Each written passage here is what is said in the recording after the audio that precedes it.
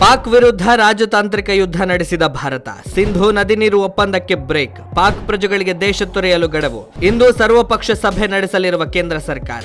ಪಹಲ್ಗಾಮ್ ಉಗ್ರರು ನಡೆಸಿದ ಹಿಂದೂ ನರಮೇಧಕ್ಕೆ ಸಂಬಂಧಿಸಿದಂತೆ ದೇಶದ ಪ್ರಧಾನಿ ನರೇಂದ್ರ ಮೋದಿ ಅವರ ನಿವಾಸದಲ್ಲಿ ಭದ್ರತೆ ಕುರಿತ ಸಂಪುಟ ಸಮಿತಿ ಮಹತ್ವದ ಸಭೆ ನಡೆಸಿದೆ. ಸಭೆಯಲ್ಲಿ ಕೇಂದ್ರ ಸಚಿವ ಅಮಿತ್ ಶಾ, ರಕ್ಷಣಾ ಸಚಿವ ರಾಜನಾಥ್ ಸಿಂಗ್ ಸೇರಿದಂತೆ ಇತರ ಹಿರಿಯ ಸಚಿವರು ಭಾಗವಹಿಸಿದ್ದಾರೆ.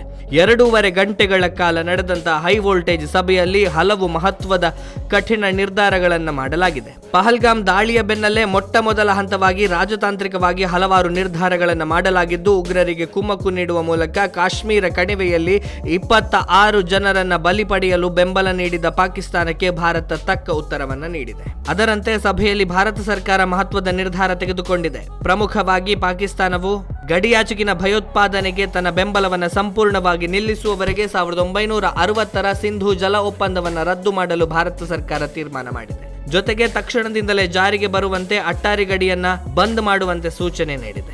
ಅಲ್ಲಿ ನಡೀತಾ ಇದ್ದಂತಹ ಎಲ್ಲ ಸೇನಾ ಕಾರ್ಯಕ್ರಮಗಳನ್ನು ರದ್ದು ಮಾಡುವಂತೆ ಭಾರತ ಸರ್ಕಾರ ನಿರ್ಧಾರ ಮಾಡಿದೆ.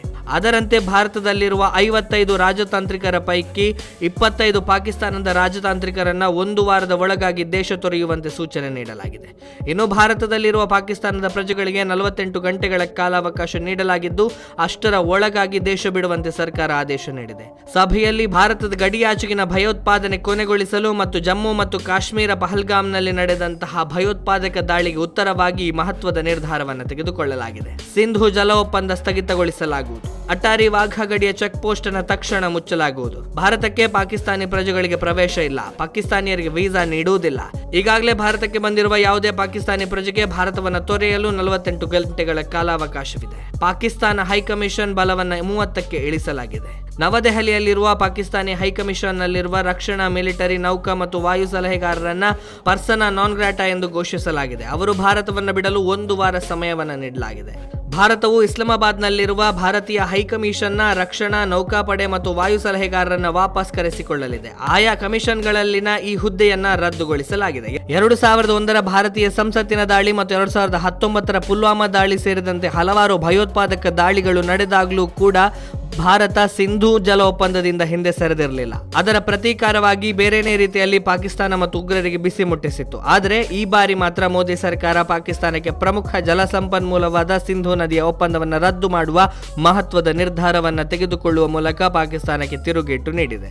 ನಿನ್ನೆ ನಡೆದ ಸಭೆಯಲ್ಲಿ ಎಲ್ಲಾ ಬೆಳವಣಿಗೆಗಳಾದ ಬೆನ್ನಲ್ಲೇ ಇಂದು ಉನ್ನತ ಮಟ್ಟದ ಸರ್ವಪಕ್ಷಗಳ ಸಭೆ ಕರೆದಿದೆ. ಹೀಗಾಗಿ ಈವರೆಗೆ ಏನು ಕ್ರಮ ಕೈಗೊಂಡಿದೆ ಅದೆಲ್ಲವೂ ಟ್ರೇಲರ್ ಅಷ್ಟೇ. ಕ್ಲೈಮ್ಯಾಕ್ಸ್ ಅಭಿ ಭಿ ಬಾಕಿ ಹೈ. ಅದು ಇನ್ನೂ ಘಾರವಾಗಿರಲಿದೆ ಎಂದು ಸೋಷಿಯಲ್ ಮೀಡಿಯಾದಲ್ಲಿ ಕೇಂದ್ರ ಸರ್ಕಾರ ನಿರ್ಧಾರದ ಬಗ್ಗೆ ಅಭಿಪ್ರಾಯಗಳು ವ್ಯಕ್ತವಾಗ್ತಾ ಇದೆ. ಇನ್ನು ಸರ್ವಪಕ್ಷ ಸಭೆಯಲ್ಲಿ ರಾಜನಾಥ್ ಸಿಂಗ್ ಮತ್ತು ಇತರ ಸರ್ಕಾರಿ ಅಧಿಕಾರಿಗಳು ಭಯೋತ್ಪಾದಕರ ದಾಳಿ ನಂತರ ಸಂಗ್ರಹಿಸಿದ ಪುರಾವೆಗಳು ಮತ್ತು ಘಟನೆಯ ನಂತರ ಪಾಕಿಸ್ತಾನದ ವಿರುದ್ಧ ತೆಗೆದುಕೊಂಡ ಕ್ರಮಗಳ ಬಗ್ಗೆ ನಾಯಕರಿಗೆ ತಿಳಿಸಲಿದ್ದಾರೆ ಎಂದು ಮೂಲಗಳು ತಿಳಿಸಿವೆ. ಉಗ್ರರ ದಾಳಿಗೆ ಸಂಬಂಧಿಸಿದಂತೆ ಕೇಂದ್ರ ಸರ್ಕಾರ ಸರ್ವಪಕ್ಷ ಸಭೆ ಕರೆದು ಎಲ್ಲರ ಅಭಿಪ್ರಾಯ ಪಡೆಯುವುದರ ಜೊತೆಗೆ ಭಯೋತ್ಪಾದಕರನ್ನು ಹುಡುಕಿ ಹೊಡೆದು ಹಾಕಬೇಕು ಎಂದು ಇಡೀ ದೇಶದ ಜನತೆ ಆಗ್ರಹಿಸ್ತಾ ಇದ್ದಾರೆ. ಹಾಗಾಗಿ ಕೇಂದ್ರ ಸರ್ಕಾರ ಮುಂದೇನು ಕ್ರಮ ತೆಗೆದುಕೊಳ್ಳಬಹುದು ಎಂಬುದರ ಬಗ್ಗೆ ಜನರಲ್ಲಿ ಕುತೂಹಲ ಹೆಚ್ಚಾಗಿದೆ. ಸ್ನೇಹಿತರೆ, ಇದಿಷ್ಟು ವಿಷಯ. ಮುಂದೆ ಇನ್ನೊಂದು ವಿಷಯದ ಜೊತೆಗೆ ನಿಮ್ಮ ಮುಂದೆ ಬರ್ತೇನೆ. ಅಲ್ಲಿಯವರೆಗೆ ನಮಸ್ಕಾರ.